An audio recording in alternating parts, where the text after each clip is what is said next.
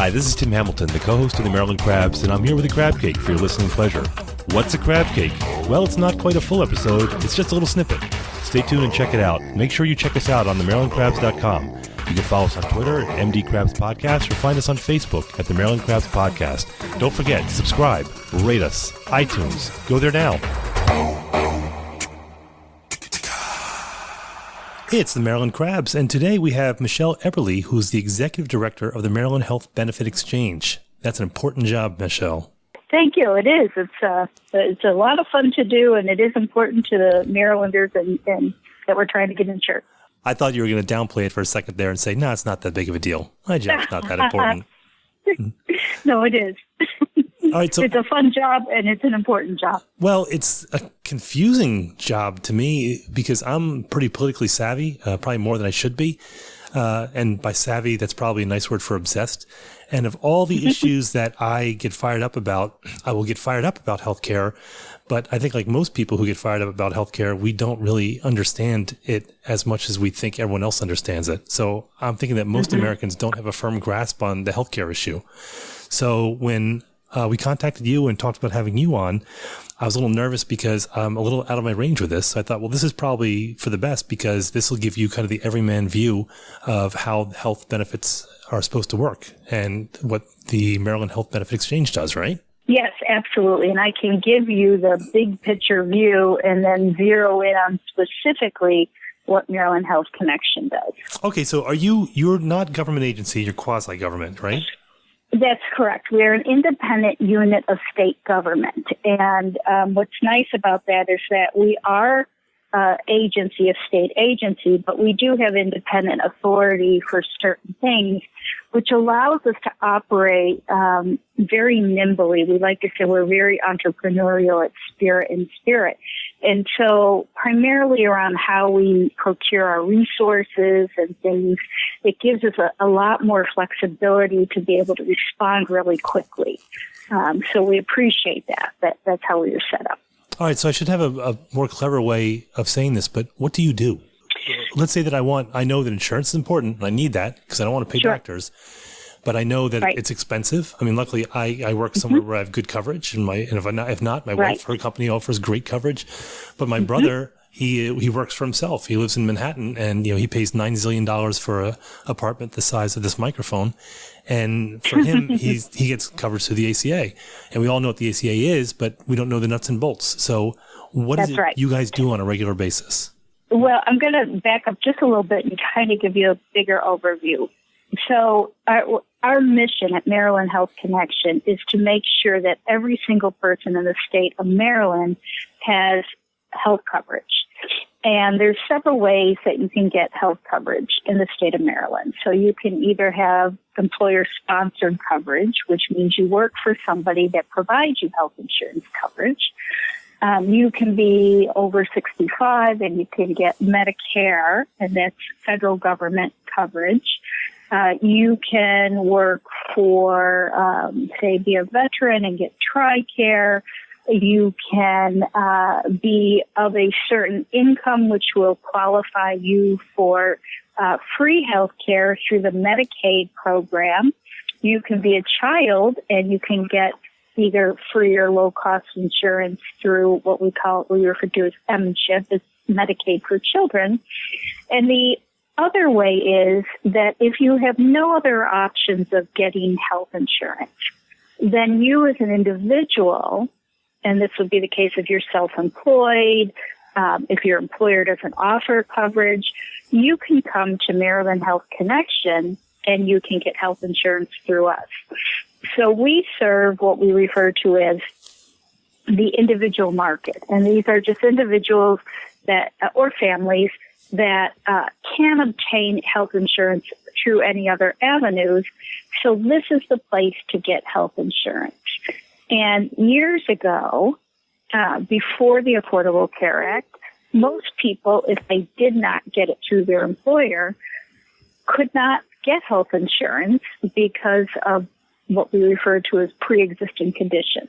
So if you had high blood pressure, and even if it was controlled with medications, that would be considered a pre-existing condition. So the health insurance carriers could either refuse to give you health insurance, or they could charge you a lot more because you had that pre-existing condition. Because you're going to cost them money either way. So you're going to either pay up front or they don't want any part of you. That's correct. So the best thing that came out of the Affordable Care Act is the elimination of the pre-existing condition clause, because most every American at some point will have some type of pre-existing condition, what's defined as pre-existing condition. Which is generally, that would prohibit a lot of older Americans from getting coverage, because the older you get, the more medical issues you're going to have. Absolutely. And not even older. If you're a child and you have a child onset diabetes, there's so many things that can be considered as pre-existing conditions. So that's the good news, is that no one can be turned away because of the health condition that they have. Now, how we were created, through the Affordable Care Act, states could elect to set up their own marketplace.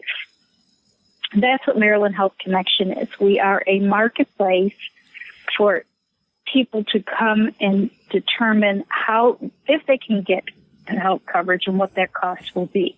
We're very fortunate in the state of Maryland that for years, and this crosses all administrations, whether it was Democratic or Republican, we've had real good support in this state about the health of Marylanders and wanting people to be healthy and to have access to health care.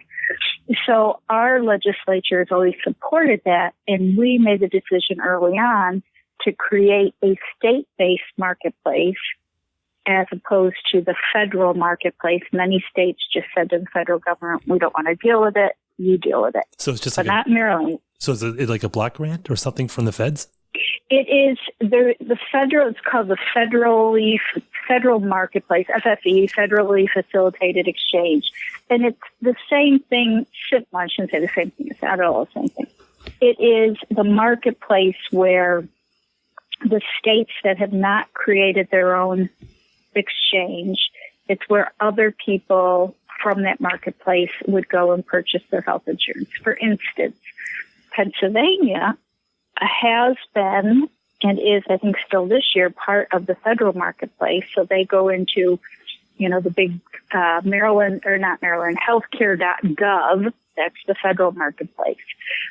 What Pennsylvania is doing, however, is they are moving away from that, and they are going to become a state marketplace like Maryland, because what they have found and what we knew when we went into this is that as a state, you can do much more for your constituents and the residents of the state because you know their needs better. Well, because Maryland's going to be a very different state than Kentucky or Mississippi. So, we're absolutely as citizens, we're healthier than those two states if you look at the statistics. And that's right. And we don't have the poverty that those two states do. So they probably would benefit from the federal marketplace rather than state. And they may not. One of the things we found in the federal marketplace is they cut back on marketing funds and outreach funding. And in Maryland, our Board of Trustees did just the opposite. We added funding to that because we know there's so many people, as you were saying, insurance is very confusing. Even those of us who've been in the industry for years and years, it's really confusing. My mind just spins whenever we start. My wife starts talking about insurance, and I'm pretty bright with most things. We invest, we do all these things. When we start talking about insurance, I have a mental block. It is very confusing. So that's why we have over 2,000 in-person assisters across the state that will help people for free and sit with you and say, here's what you and your family qualify for. You may, based on your income, qualify for Medicaid, which is generally free, or you may qualify for private commercial plan with a tax credit or without a tax credit. Here's the plans. You can look at them side by side. So we have a lot of folks that can help really guide a family to the right coverage for them. So if I'm we're a middle class family, but we're like lower middle class. So we're making money, but we're not making enough to qualify us for Medicaid. And then we're too young, so we're not going to get Medicare. So we kind of stuck in between. And so the only thing we really qualify for is we want, insurance that we're going to pay for. So we'd sit down with you and you would say, okay, you don't qualify for any of this. So here are the plans from which you can select, right? That's correct. And what's a little bit of a misnomer is that Medicaid ranges up to, or not Medicaid, you can get tax credits, which are advance payments to help you with your insurance. It's similar to if you have child care tax credits, but those you usually do at the end of the year when you do your taxes. These you can get ahead of time. We call them advance tax credits. So you're getting tax breaks in order to pay for your plan? To help you with your premium, yes. Gotcha. So, for instance, for a family of four, they can make up to, I believe it's $105,000 for a family of four, which is not a lot in Maryland. And it's not a lot in Maryland. However, it would allow you to get tax credits, which would really help you with that monthly payment. Now, our goal at the exchange has been to really work and with all of our stakeholders to really have affordable insurance that anyone can afford. Even if you're not eligible for that tax credit, we want it to be affordable. So we've taken measures over the last 2 years to really make that happen. And in fact, last year, for 2019, for this plan year, as we refer to it, we had overall a reduction in premiums of 13%. Now, for the plans for 2020, we will see another, on average, 10% decrease in the cost of the premiums. Why are they going down like that? They've been going up for years. Well, they have been going up for years. What we did is that, and again, this was a great bipartisan effort between the Hogan administration and the legislature to say, this is important to the state of Maryland. The exchange applied for a waiver to the federal government, which in essence said, give us some money, some tax credit like money. We'll put in some money as well. And with that, we are going to create a reinsurance program. And what that reinsurance program means is that it really protects everybody from the highest cost utilizers. So as is the case, and this is very typical, the entire population of people that get medical care, generally it's the top 5% of people that take up 80% of the cost. And that's very typical. You just have some really sick people or they're on very high, expensive drugs, whereas the majority of people, don't utilize that much. So how that has to get paid is that cost typically gets spread across everyone. Very similar to when you buy auto insurance. And so you may not have an accident ever in your car, but your premiums are based in part on what the experience for everybody else is to cover their costs as well. So we got this funding from the federal government and the state. We put in money, and what it did is it said we will help pay for those really, really high cost individuals. And by doing that, it takes that out of the pool that everybody has to pay into. And so that helped us lower those rates significantly. Well, and that program, go ahead. Well, I was saying that this is pretty much how the whole system works, is that you have the larger group of people who use less of the service, or like you said, are paying for everyone else. But that's the advantage that private companies have, is that they can negotiate those rates based on the number of the people who are in the plan. The more people, the better. And that's why smaller companies have a problem getting good insurance policies or plans for their employees. It's because, if you have less than a few hundred employees, it's really not worth it to the larger insurance companies, right? Well, to some degree, yes. There are, in Maryland, the definition of a small employer is 50 and fewer employees. In the small group marketplace, I talked about the individual marketplace. There's also a small group marketplace, which is 2 to 50 number of employees. Those rates are what we call community rated, meaning that everybody in the state that's in that range is pooled together, and the rates are based off of that entire pool. Uh-huh. So it's not saying you're a group of 15, so we're going to charge you based on your group of 15. For that 2 to 50, it puts you into a much larger pool. And in fact, small group rates in the state of Maryland have really held constant for many years. So it actually is a really good program.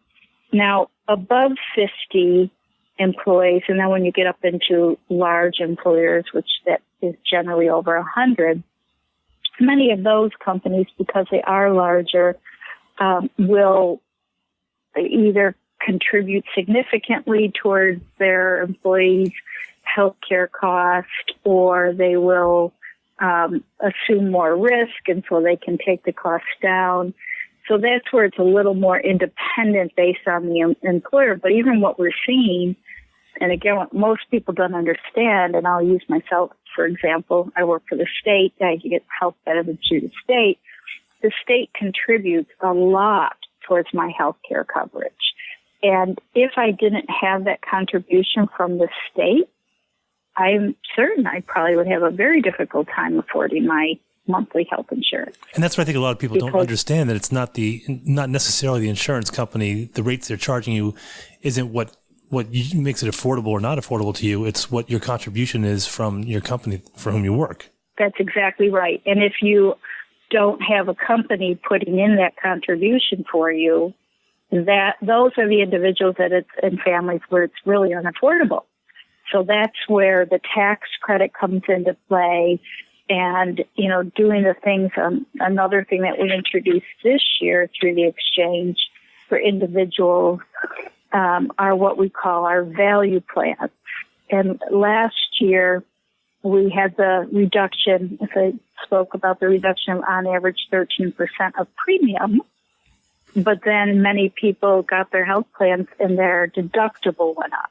And that's the amount that they have to pay out of pocket. So they're what we call out-of-pocket costs went up.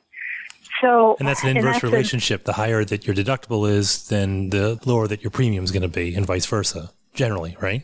Generally. That is a correct statement, generally. And so we put a lot of effort into lowering the premiums, and what we did not expect was that the insurers would raise the deductibles. Not all of them, just some of them. So what the exchange did, in part of our authority that we can do, is we said, well, we really want individuals to reap the benefit of all this money we put into the reinsurance program, and it wasn't the intent to have their out-of-pocket costs go up. So we mandated what we're calling value plans. We introduced them, and by mandate, I said we get public comment and such. So we had a lot of collaboration. But what we required of the carriers is that there are different levels of plans, and we call them bronze, silver, gold. It just is how much you pay out of your pocket versus how much the carrier will pay. So for the bronze plan, for instance, that has the highest deductible. It's, as you said, it's that relationship of highest deductible, lowest premium. But we still wanted, even in that high deductible, low premium plan, we want people to be able to go see a primary care doctor, to go to the urgent care if they're sick, and not to say, well, I've got this high deductible, I can't use my service at all. So we introduced these value bronze plans where we're requiring the issuers to offer at least 3 office visits before the deductible. It could be to a primary care, it can be to an urgent care, it can be to a specialist mental health, but at least that we want people to know that they've got a health plan in addition to the preventive screenings, which are mandated through the Affordable Care Act. There's also some other benefits, because we hear all the time, well, I've got this health insurance plan, but I can't use it, which we want people to see how, yes, you can use it. There are services you can use. So people are just treating it like major medical. Yeah, people are afraid to use it because they think it will cost, there will be out-of-pocket costs, and there are for certain things, but what we're trying to get at are the preventive care and the wellness care visits. So, if somebody is, really, just had this ongoing, lingering fever, say, and you just want them to go get checked out. And if they're saying, well, I can't go because I don't want to use my deductible, this allows them to go to the urgent care or go to primary care, and they can use their plan. And likewise, the silver and the gold plans, there's additional services that are mandated before deductible. I think the best and most surprising outcome of this is that for the gold plan, which is generally the lowest deductible, higher premium, we had required that generic prescription drugs be made available pre-deductible. There still could be a copay involved, but it would be pre-deductible. And the carriers all actually stepped up to the plate and said, we think that's good policy for the silver plans too. So now we have a range of plans that the generic prescription drugs can be purchased pre-deductible. So again, if you've got a chronic condition, if you are, say you're on antidepressant and it's a generic drug, but you have no way to pay for it, well, we want you to be able to get that generic drug at no or low cost. So those are the things that we've taken as the Health Connection, Maryland Health Connection, to really try and bring more value to consumers for the plans they're purchasing. Now, one thing that always confused me is that you can't jump in at any time, right? That you have an enrollment period for... Yes and no. There, traditionally, insurance is purchased for an entire year. And part of that is that, again, because you don't want... If people could jump in just when they knew they were going to have a major surgery and jump out, the carriers could not afford that because they have to pay those claims based on premium taken in every month. So that's why generally whenever you purchase your health insurance or your car insurance, it's for a full year. Because insurance is just legalized gambling pretty much, huh? No, it is not at all. No. In fact, the good thing is that it used to be that health insurance was very much like your car insurance or your homeowner's insurance. You purchased it to protect you from a really catastrophic issue. Where it's now become, and there's arguments on both sides of this, is that it really is health coverage. It's not health insurance, because now when you get your health plan, you do have all your preventive screenings that are covered. You do have, like what I was just talking about, these value plan items. So it actually is health coverage.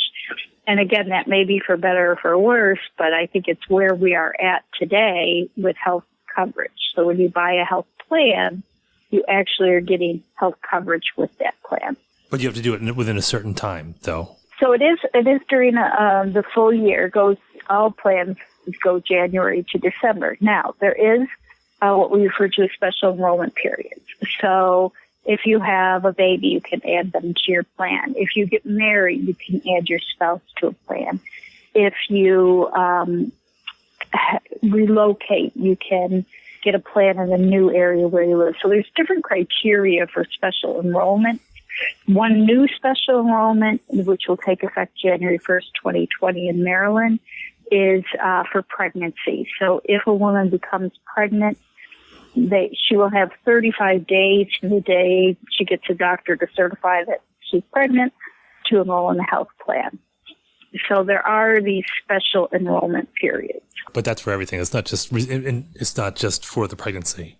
Correct. There's different special enrollment periods. I mean, there's different criteria which would allow you to enroll. I mean, if you just forgot to enroll during open enrollment and then in February say, I miss open enrollment, that would not give you a special enrollment period. And that's what I would do.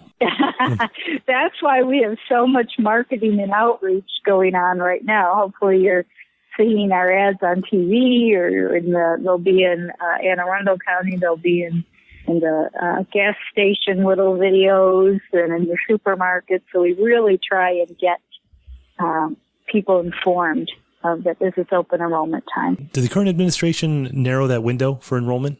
The federal administration did, and I know that was Right. a source of discussion around the nation.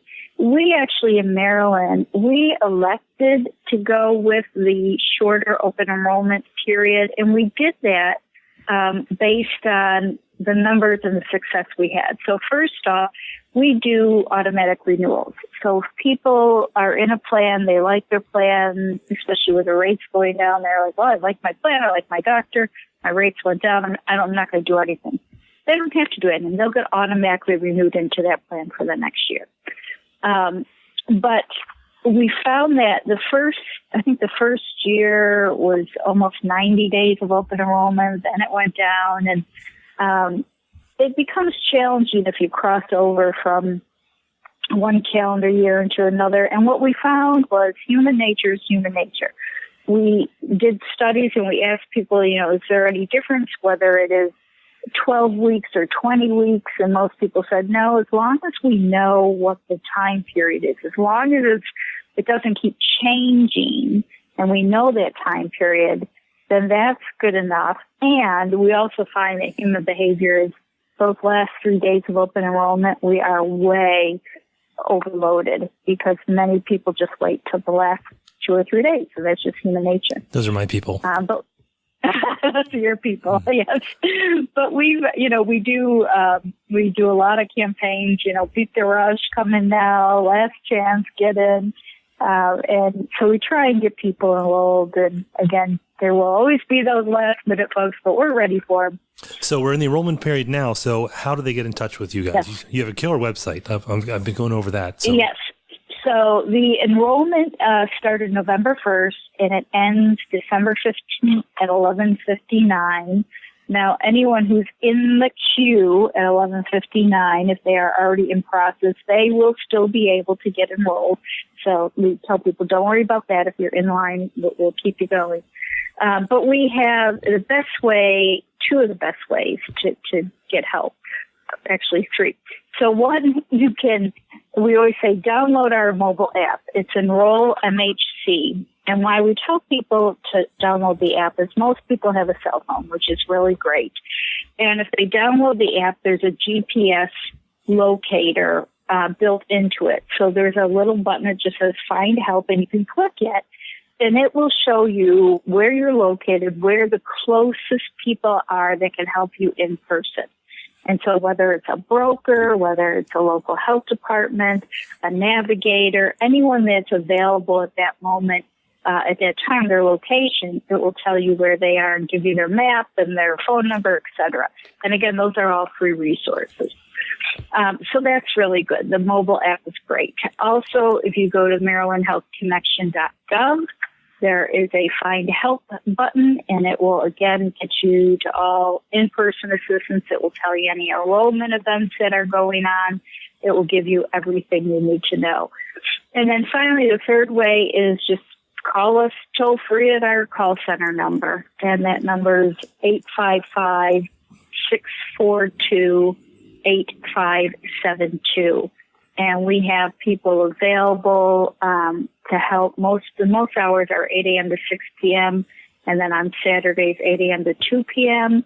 We do have a couple days of extended hours, but again, that's a great way to get connected with someone who can either help you then or get you to somebody else to help you in person. And we'll have all this information in our notes. So if you go to our podcast notes page, we have everything there. You can also go to MarylandHBE.com, and you're also on Facebook and Twitter and YouTube and not Instagram, on LinkedIn. So you guys are everywhere. Yes.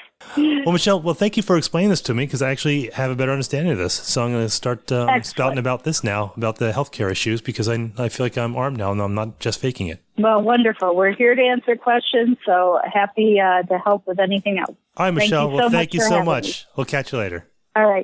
Bye. Take care. Bye. This has been the Maryland Crabs podcast with Tim Hamilton and John Fernay.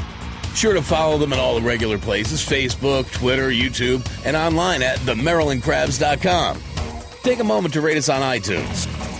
Now, get the hell out of my kitchen. Seriously, go! You're still here? It's over. Go home.